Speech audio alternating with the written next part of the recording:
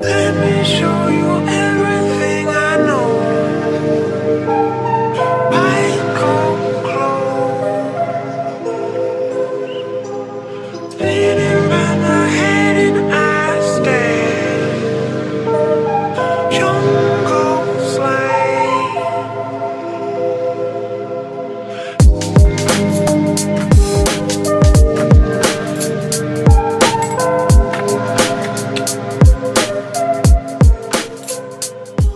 So at Leuschke Group Architects we do a lot of apartment work, and then we do a lot of high-end housing and anything in between.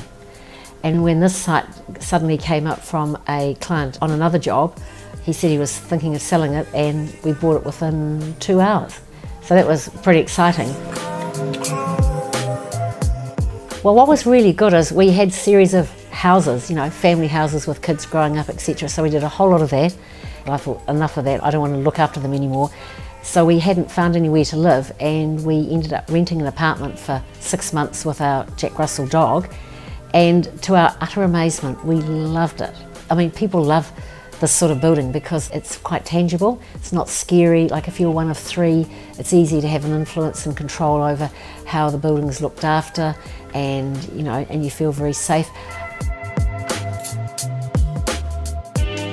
In the high-end houses that we do, we like to design all the cabinetry, because we sort of feel that cabinetry is actually part of the architecture. It shouldn't just be like a bought-in piece that's just fixed in against the wall. It should actually be tied to the architecture, so you can't distinguish one from the other. So we really like to get involved in cabinetry.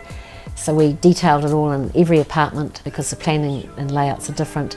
Every apartment is different, but there's a common theme throughout them.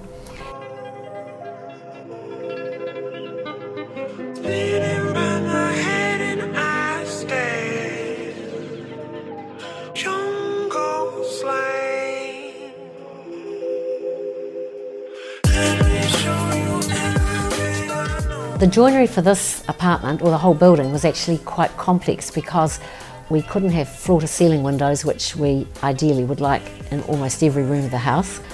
But we needed to do really, really big sliding windows that still complied with the balustrading freedom from falling. So we got involved with Fletcher windows and doors, who were really helpful. So they were really good because we were able to use quite chunky sections, and they look really simple. Then, as well as that, because on Ponsonby Road we were really concerned about the noise, and so we got involved with Metro Glass and basically gave them the requirements of what we wanted. And so they ended up coming up with a specification of double glazing with a whole lot of other additives. So basically it's really, really quiet when you're inside.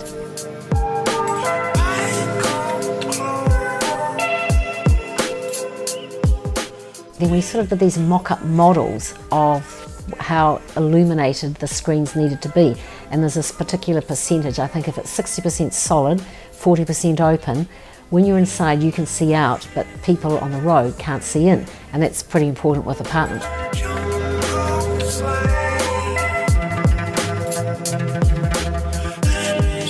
We decided to try and make the deck as organic as we could, so we went for timber, and then instead of lawn we've got a lot of astroturf, and we've got sort of discreet lighting, a big wooden table outside, so it's very casual, and it's designed to be sort of as much centred into the ground as possible, even though we're 3 floors up.